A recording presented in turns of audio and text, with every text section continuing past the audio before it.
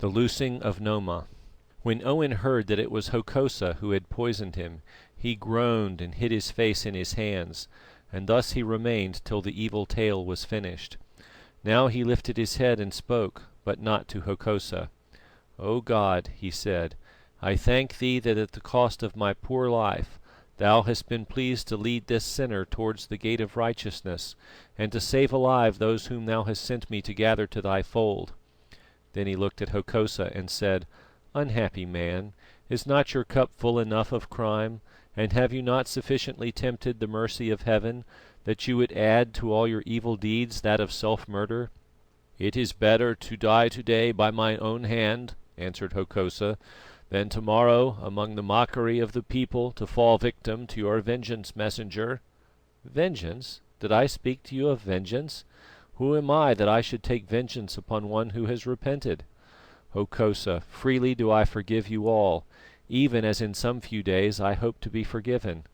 Freely and fully from my heart do I forgive you, nor shall my lips tell one word of the sin that you have worked against me."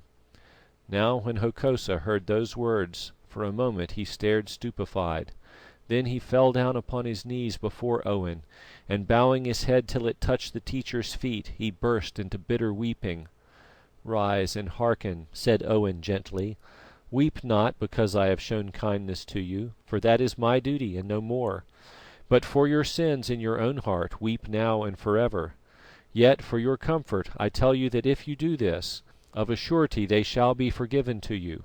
Hokosa, you have indeed lost that which you loved, and henceforth you must follow after that which you did not desire. In the very grave of error you have found truth, and from the depths of sin you shall pluck righteousness. Ay, that cross which you deemed accursed shall lift you up on high, for by it you shall be saved." Hokosa heard and shivered. "Who set those words between your lips, messenger?" he whispered. "Who set them, Hokosa? Nay, I know not, or rather I know well. He set them who teaches us to speak all things that are good." "It must be so indeed," replied Hokosa. "Yet I have heard them before.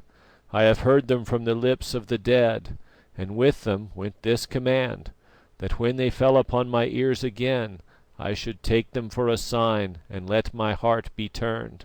"Tell me that tale," said Owen. So he told him, and this time it was the white man who trembled. "Horrible has been your witchcraft, O son of darkness," said Owen when he had finished. "Yet it would seem that it was permitted to you to find truth in the pit of sorcery. Obey, obey, and let your heart be turned. The dead told you that you should be set high above the nation and its king, and that saying I cannot read, though it may be fulfilled in some fashion of which today you do not think. At the least, the other saying is true, that in the end comes judgment, and that there shall the sin and the atonement strive together. Therefore for judgment prepare yourself. And now depart, for I must talk with the king as to this matter of the onslaught of Hafela." "Then that will be the signal for my death. For what king can forgive one who has plotted such treachery against him?" said Hokosa. "Fear not," answered Owen, "I will soften his heart. Go you into the church and pray, for there you shall be less tempted. But before you go, swear to me that you will work no evil on yourself." "I swear it, messenger, since now I desire to live, if only for a while, seeing that death shuts every door." Then he went to the church and waited there. An hour later he was summoned, and found the king seated with Owen. "Man," said Nodwengo, "I am told by the messenger here that you have knowledge of a plot which my brother the Prince Hafela has made to fall treacherously upon me and put me and my people to the spear. How you come to be acquainted with the plot, and what part you have played in it, I will not now inquire, for so much I have promised to the messenger. Yet I warn you, it will be well that you should tell me all you know, and that should you lie to me or attempt to deceive me, then you shall surely die." "King, hear all the truth," answered Hokosa in a voice of desperate calm. "I have knowledge of the plot, for it was I who wove it, but whether or not Hafela will carry it out altogether I cannot say, for as yet no word has reached me from him. King, this was the plan that I made." And he told him everything. "It is fortunate for you, Hokosa," said Nodwengo grimly when he had finished, "that I gave my word to the messenger that no harm should come to you, seeing that you have repented and confessed. This is certain, that Hafela has listened to your evil counsels, for I gave my consent to his flight from this land with all his people, and already his women and children have crossed the mountain path in thousands. Well, this I swear, that their feet shall tread it no more, for where they are, thither he shall go to join them, should he chance to live to do so. Hokosa, be gone, and know that day and night you will be watched. Should you so much as dare to approach one of the gates of the Great Place, that moment you shall die." "Have no fear, O King," said Hokosa humbly, "for I have emptied all my heart before you. The past is the past, and cannot be recalled. For the future, while it pleases you to spare me, I am the most loyal of your servants." "Can a man empty a spring with a pitcher?" asked the king contemptuously. "By tomorrow this heart of yours may be full again with the blackest treachery, O master of sin and lies. Many months ago I spared you at the prayer of the messenger, and now at his prayer I spare you again. Yet in doing so I think that I am foolish." "Nay, I will answer for him," broke in Owen. "Let him stay here with me, and set your guard without my gates." "How do I know that he will not murder you, friend?" asked the king. "This man is a snake whom few can nurse with safety." "He will not murder me," said Owen, smiling, "because his heart is turned from evil to good. Also, there is little need to murder a dying man." "Nay, speak not so," said the king hastily. "And as for this man, be it as you will.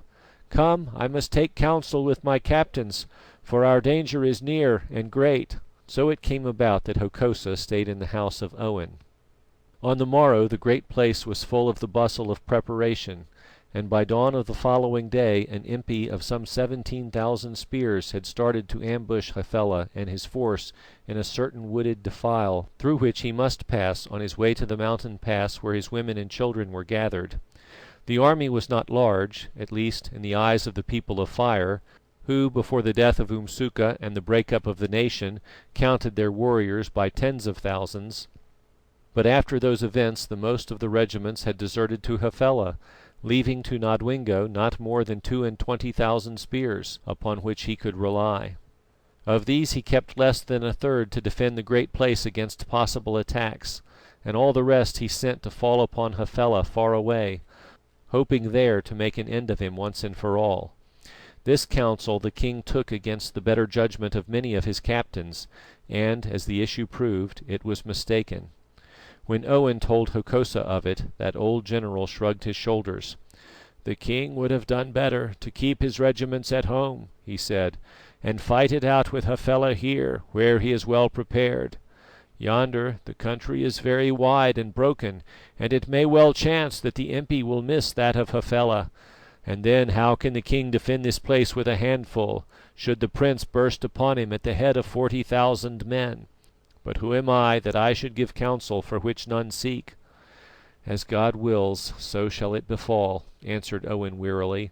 "But oh, the thought of all this bloodshed breaks my heart. I trust that its beatings may be stilled before my eyes behold the evil hour." On the evening of that day Hokosa was baptized. The ceremony took place not in the church, for Owen was too weak to go there, but in the largest room of his house, and before some few witnesses chosen from the congregation. Even as he was being signed with the sign of the cross, a strange and familiar attraction caused the convert to look up, and behold, before him, watching all with mocking eyes, stood Noma his wife. At length the rite was finished, and the little audience melted away, all save Noma, who stood silent and beautiful as a statue, the light of mockery still gleaming in her eyes. Then she spoke, saying: "I greet you, husband. I have returned from doing your business afar, and if this foolishness is finished, and the white man can spare you, I would talk with you alone." "I greet you, wife," answered Hokosa. "Say out your say, for none are present save us three, and from the messenger here I have no secrets." "What, husband, none? Do you ever talk to him of certain fruit that you ripened in a garden yonder?" "From the Messenger I have no secrets," repeated Hokosa in a heavy voice. "Then his heart must be full of them indeed, and it is little wonder that he seems sick," replied Noma, gibing. "Tell me, Hokosa, is it true that you have become a Christian, or would you but fool the white man and his following?" "It is true." At the words her graceful shape was shaken with a little gust of silent laughter. "The wizard has turned saint," she said. "Well then, what of the wizard's wife?" "You were my wife before I became Christian. If the Messenger permits it, you can still abide with me." "If the Messenger permits it. So you have come to this, Hokosa, that you must ask the leave of another man as to whether or no you should keep your own wife. There is no other thing that I could not have thought of you, but this I would never have believed had I not heard it from your lips. Say now, do you still love me, Hokosa?" "You know well that I love you, now and always," he answered in a voice that sounded like a groan, "as you know that for love of you I have done many sins from which otherwise I should have turned aside." "Grieve not over them, Hokosa. After all, in such a count as yours they will make but little show. Well, if you love me, I hate you, though through your witchcraft your will yet has the mastery of mine.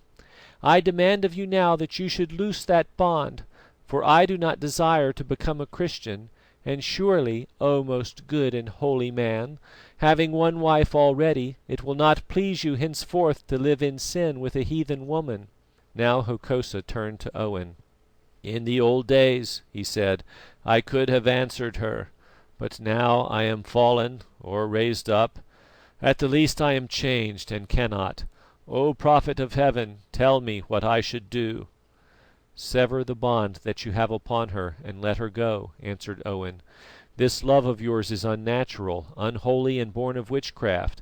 Have done with it, or, if you cannot, at the least deny it, for such a woman who hates you, can work you no good. Moreover, since she is a second wife, you, being a Christian, are bound to free her should she so desire." "She can work me no good, Messenger, that I know. But I know also that while she struggles in the net of my will, she can work me no evil. If I loose the net and the fish swims free, it may be otherwise." "Loose it," answered Owen, "and leave the rest to Providence. Henceforth, Hokosa, do right and take no thought for the morrow is with God, and what He decrees, that shall befall."